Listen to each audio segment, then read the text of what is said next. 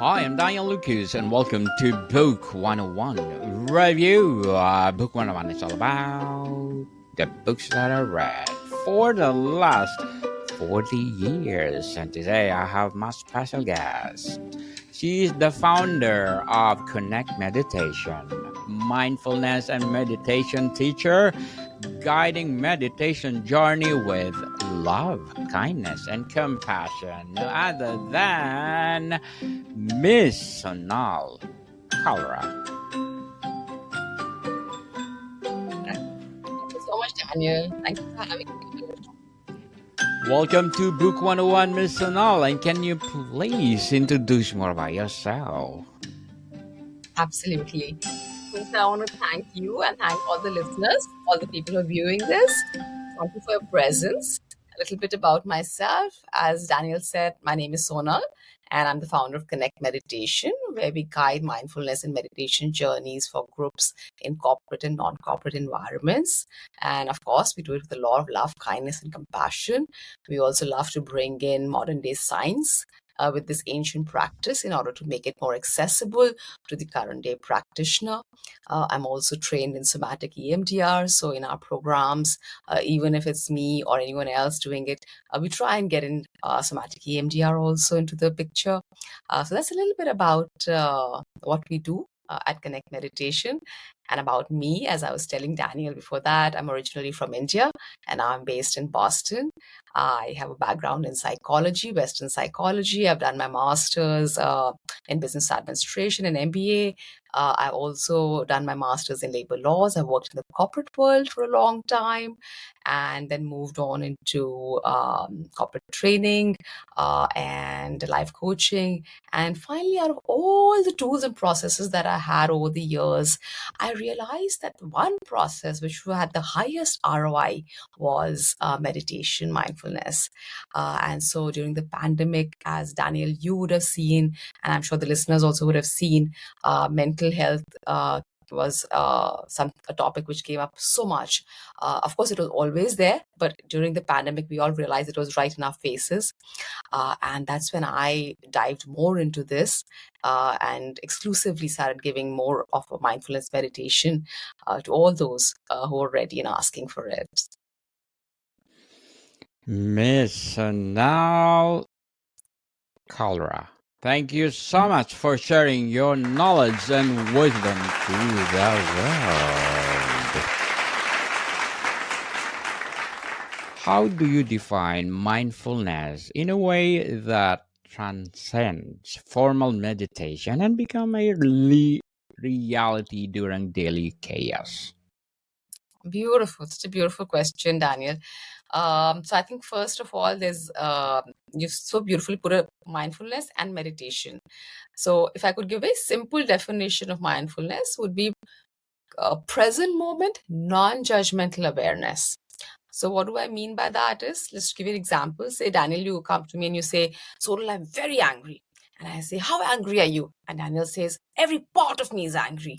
And I say, 99% of you is angry and 1% is aware that you're angry. That's how you know you're angry.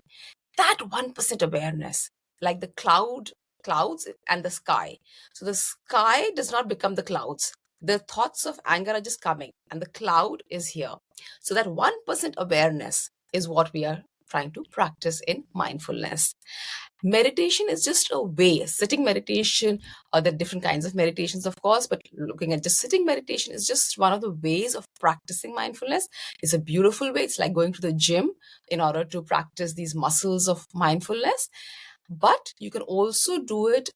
Initially, we do it in the sitting meditation, and then slowly we start to transfer it into our daily lives. So, if somebody is interested in that, what they could do is, in addition to their meditation, they could also look at certain mindful pauses during the day. So, they're trying to slowly bring it as part of their day. So, maybe just taking a minute to focus on the breath, center themselves, and then go back to what they were doing. It could be connecting to the five senses, just noticing five things around you that you can see, three things that you can hear, two things that you can taste, one thing that you can smell, something like that, just connecting to the senses. There could be a grounding practice, maybe just feeling your feet on the ground, just coming into the present moment. As you do that, then slowly, slowly from the sitting meditation, you start coming in and making it as part of your life. So then, wherever you are, whatever you're doing, you're able to have the thought and the awareness of it. So you're able to look at whatever is arising in the moment, whether it be in your mind, whether it be in your body, and do it from that place of awareness. Why does this help you? A lot of times when we have thoughts which are pleasant, we love them. But sometimes we also have thoughts which are uncomfortable. And that's when, after some time, we want relief from them. To illustrate my point, Daniel, I want to tell you a little short story. Yeah. Go ahead. So this is incident. A person goes to a teacher in the Himalayas, a meditation teacher, and says that I am suffering. Please give me some relief. Give me something which can give me relief. And the teacher says, do you know you're suffering? So he says, of course I know I'm suffering. That's why I've come to you. I want relief. So the teacher says, if you know you're suffering, then you are the knower and the suffering is the known. You are the seer and the suffering is the scenery. You are in Sanskrit, which is this language in which a lot of ancient texts in India were written in. You are the drishta and the suffering is the drishya. So do you see what the teacher is trying to do? He's trying to bring a distance in between the thought and the awareness of the thoughts. And once this distance comes, this distance is life-giving. It's so empowering. Like, for example, say, to illustrate this, why is this so empowering? We'll come back to the story in a second. Say you are, every day you come back from your office and you get stuck in traffic jams because it's peak hour in the evening. And you want to reach home fast, but you can't because you're stuck in traffic jams every day and you get frustrated. And then one fine day, you decide to take a hot air balloon ride around the same time that you usually come back from office home. Now, the hot air balloon decides to come in the same highway that you take every day back from your office to your home. And now you see all that traffic. But because of the distance that you have, those lights, the headlights, seem like twinkling stars. It doesn't seem that overwhelming because of the distance. And the teacher is trying to bring that distance in between the thought and the awareness of the thought, the 99% and the 1% awareness. So then the person says, okay, I'll think about it and I'll come back to you. So the person goes back, he thinks, he contemplates, and he says, yeah, this kind of makes sense. So he comes back to the teacher and he says, I've got what you wanted to explain to me. I am now peaceful. Immediately the teacher says, you are not peaceful. You are the knower of your peace. So, this person was falling into a trap, which we all do in different phases, in different parts, in different topics of in our lives, which is that we start identifying with our thoughts. I am angry. Rather than that, I am the awareness of that thought. So here is awareness and here are the thoughts. Objects of awareness can change. Awareness is the same. And that awareness, present moment, non-judgmental awareness is what we practice in mindfulness. So initially we do it with the breath. It could be different objects of meditation, but say, for example, if it's the breath, and one is comfortable with that, because I know some people are not comfortable with the breath also. So then we suggest some other objects. But say the person's comfortable. Initially, we just do it on the breath because it's something which is with us all the time and generally non-resistant for most of us. Just watching it up and down. It's so current. And it's so present moment and it's so non-judgmental in that sense that you can easily do it, generally for most of us. And then from the breath, we go through same present moment, non-judgmental, we come to the positive feeling thoughts. Then we bring it to the slightly negative, slightly irritating thoughts, not much. As per our unique and beautiful path of least resistance, we are developing vibrational muscle.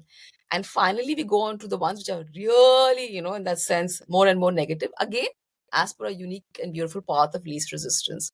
And then when we have practiced it enough, we can bring it in our daily lives, even to situations which could be uncomfortable, but yet we are able to see it not in the thought, not wrapped up and wrapped up in the thought, but at the periphery where we can see the solution.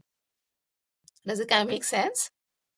Makes sense, Miss Sonal, and very well said. Beautifully articulated.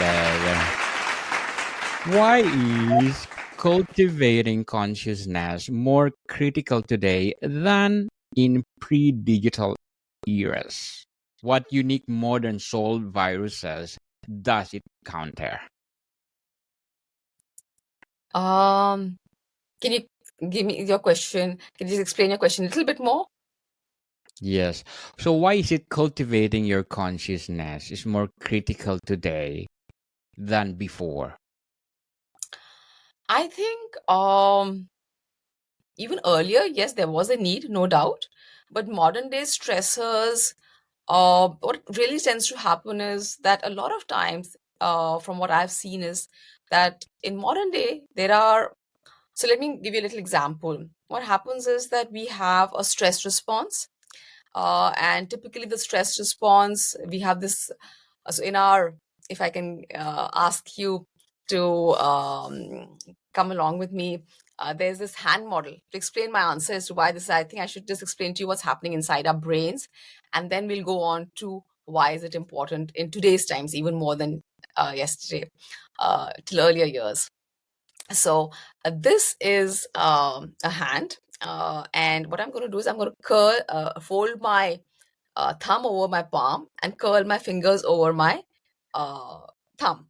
And this becomes like a brain inside your head. So this is the hand model of the brain. And it's easy because it's always available, so one can explain it. So this is your spinal cord. This signifies the spinal cord, which is like a telephone in between your brain and your body, relaying messages up and down. Out here in this part is called the brainstem. So inside your brain, this is where the brainstem would be.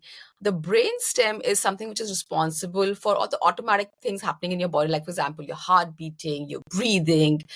This is something which also develops first in utero, and is also responsible for letting in all the information from your body in terms of how much information should come in inside to the brain.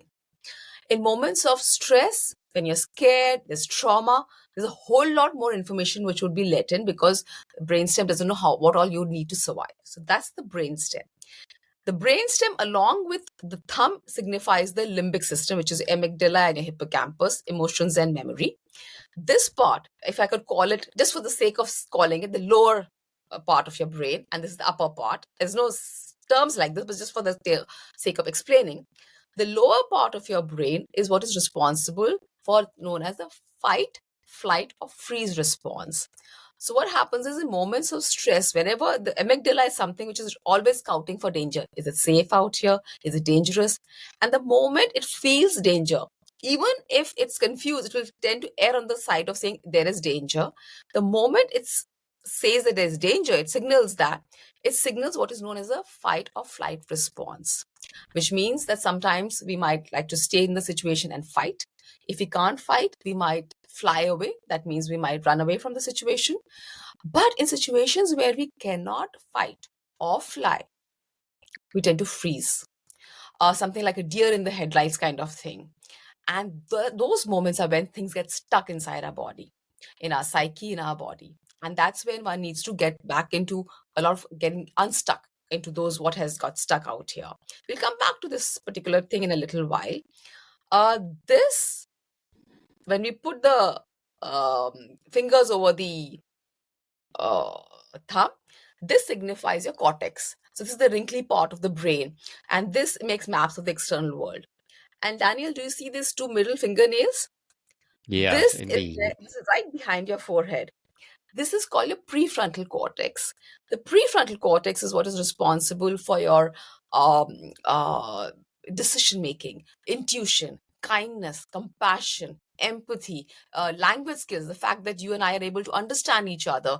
This is the part for you and for me which is active for this particular part of our understanding each other. This is also responsible for impulse control, emotional regulation. So a lot of beautiful things this part is active in, involved in. Now I'm going to show you a couple of expressions. Let me know what you think. So now I'm going to have an expression on my face and tell me what I would be feeling. Surprise. Exactly. Now another expression, Wonder or wonder. wondering. Yeah. So could be that. And so now the fact is that you were able to get inside my nervous system. And even though we are different bodies, but yet you were able to get inside my nervous system and see what I'm feeling and relate back. That was because of your prefrontal cortex, this amazing part inside you, which is involved in you're able to make a decision of what the other person is feeling. Now, do you see this particular region is close to your thumb as well as close to this part of your palm? Yes. And of course the spinal cord. So what's happening Yes. is this part, the prefrontal cortex, is taking in information from all these areas and the external world, and it is able to when it is all aligned, this is able, we say that there's healthy inflow and outflow of information, and therefore there's resilience, and therefore this brain is integrated, the system is integrated, different parts are linked together. And according to there's this body called NIH, National Institute of Mental Health, and they have these studies called the Connectome Project, in which they're studying the human brain in order to see what contributes to our well-being for human beings. And they found out in 2015, there was a study found out that the single most important predictor of well-being, and they studied thousands of people, was integration, how different areas in the brain are linked together. And the prefrontal cortex is responsible for that.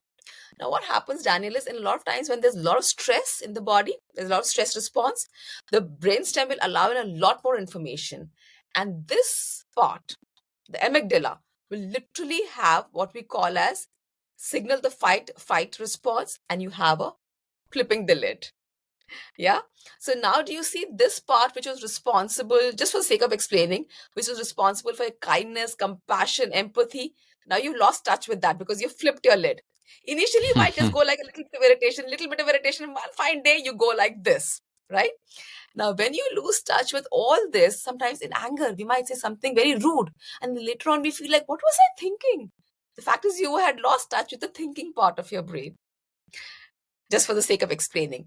But what we have Yes. seen is that when we do certain processes, including mindfulness, it tends to calm down.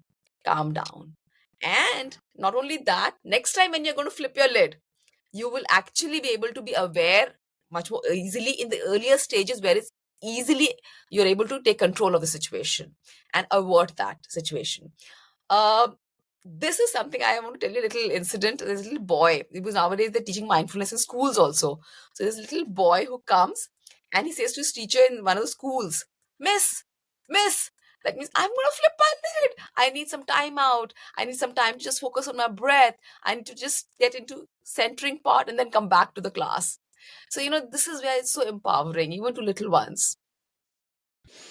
Miss Sonal, as the founder of Connect Meditation, as a teacher, what are your short-term and long-term goals? Lots of them. But before I come to my short term and long term goals, Daniel, just to answer your question, why is it so important in today's times? Because I feel that in today's times, sometimes you have stressors where you cannot fight and you cannot fly away and you're stuck. True. Your boss is, say, it's a toxic work environment and you can't leave your job. So you can't fight, you can't fly, and you get stuck. So I think in those kind of stressors, every day you're stuck in a traffic jam. It could be mild, it could be major ones, and that's where I feel that a lot of times we need mindfulness even more now. And now, of course, coming to your question into our long term and short term goals. So, lots and lots of exciting things happening at Connect Meditation. We are in the process of launching a beautiful, beautiful program in which we are going to be building emotional intelligence through mindfulness. And we're going to be doing it for, again, groups in corporate, non corporate environments. Emotional intelligence, as you know, is something which can help you cope up with the life stressors, increase your resilience, increase your well-being. And according to Daniel Goleman, of course, there are many other people who have spoken about emotional intelligence even before him. But according to his book, which is a bestseller, and all the philosophy that he stands for, we have in emotional intelligence, if you can say, 4 pillars: self-awareness, self-mastery, then empathy, and social regulation. And mindfulness is such a beautiful way to develop self-awareness, emotional regulation, which is the second pillar, and the third being empathy. Again, mindfulness has shown time and again. You remember I showed you this, that the kindness, empathy, compassion, and we lose touch, and then mindfulness has been shown to get you back into touch with that. So these are the areas which tend to show a lot of growth in terms of kindness and compassion. We have not only organically, but we also have a lot of specific loving kindness meditations. But even though one may not even do those, but even organically, mindfulness will tend to bring in heartfulness, we call it. So this is a program that we're very excited about. We also in the process of having our digital offerings launched. We have a lot of free digital offerings on our website, but we also now want to get into a paid options also, which will be very, very specific. We're trying to get in options which will be very personalized, just to a particular person in that sense. So lots of exciting stuff happening, short term as well as long term. Good luck to your goals, Miss Sonal, and looking forward for more success. And what would be your piece of advice for those people out there who want to be like you?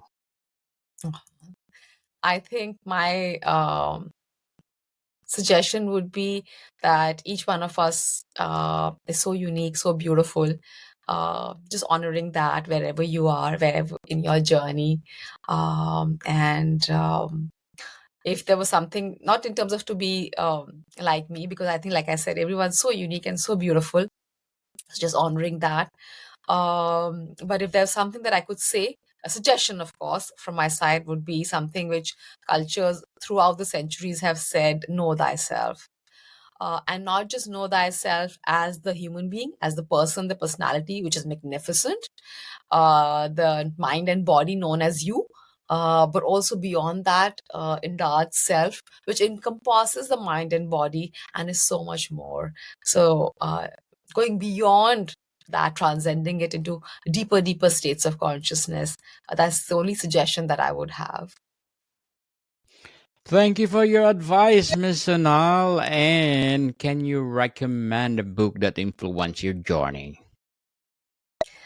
Okay, so I think I would recommend, if I would suggest, I would suggest the first one that's I thought I was really, really was very helpful to me, which is by Louise Hay, called "You Can Heal Your Life."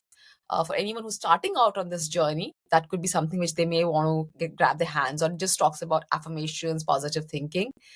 For somebody who's a little deeper in the journey, advanced meditators, I would recommend this body of books or manuscripts. They are part of this school of thought from the Eastern wisdom traditions called non duality. And it's part of that school of thought. They're called the Upanishads. So the Upanishads were written thousands of years ago in India. And what we know as of now, there could be more, but documented 108. And some, I think around 11 to 13 of them are like major ones. And if one can study only one, if one has time only to study only one, then I would suggest the Mandukya Upanishad. And these Upanishads are only about consciousness. And for anyone who's an advanced meditator, maybe you might want to look up into these books. Thank you for your recommendation, Ms. Sonal. And before we wrap up our discussion for today, I'm inviting you to please do listen to my other podcast, people. My other podcast, because my abstract essay is already in fifth season, abstract poetry in second season, and of course, my book 101 review in its fifth season as well. Comedy 101 in its second season, food 101 in its fifth season too. Geography 101 in fourth season, and my baby podcast Law 101 and Mental Health 101. Love Letters in third season, Movie 101 review in its fourth season, as well as my Music 101, Science 101, and Sex 101 in its first season. Please listen to them wherever you listen your podcast. Miss Sunal, if you could teach the entire world one consciousness skill to reduce global suffering, what would it be? I would say if the breath resonates with you, just coming back to the breath, just one breath, if nothing else. If you can put a reminder on your phone, if you would like, if that's easy for you, and just one, if you can do three breaths, amazing. And if on the exhale, you can make it a little 1 or 2 seconds longer than the first breath, because the exhale is actually something which activates your parasympathetic nervous system, the rest and digest response. So just centering yourself, and your breath is typically with you. In case the breath is a little difficult, I totally understand. Then I would suggest maybe just sending loving thoughts to the people that you love. Just that loving kindness meditation, putting that thoughts of compassion in the world. That's what I would suggest. Indeed, Miss Anal, thank you so much for sharing your knowledge and wisdom to the world. So, can you please invite our listeners to support your advocacy as well as your business itself? Absolutely. I would love, uh, in case anybody is interested in mindfulness meditation, you can check us out. Our website is www.connectmeditation.com. CONNECTMEDITATION.com. And my email ID is sonal@connectmeditation.com. I would love to hear from you. You can write us to my email ID. You can also write us to info@connectmeditation.com. We'd love to hear from you. Yes, people, let's support Miss Sonal Kalra because if you support her, more and more and more mindfulness consciousness to come. So, Miss Sonal, thank you so much for your time. Thank you so much, Daniel, for your time, for your presence, and also big thanks to the listeners, the viewers.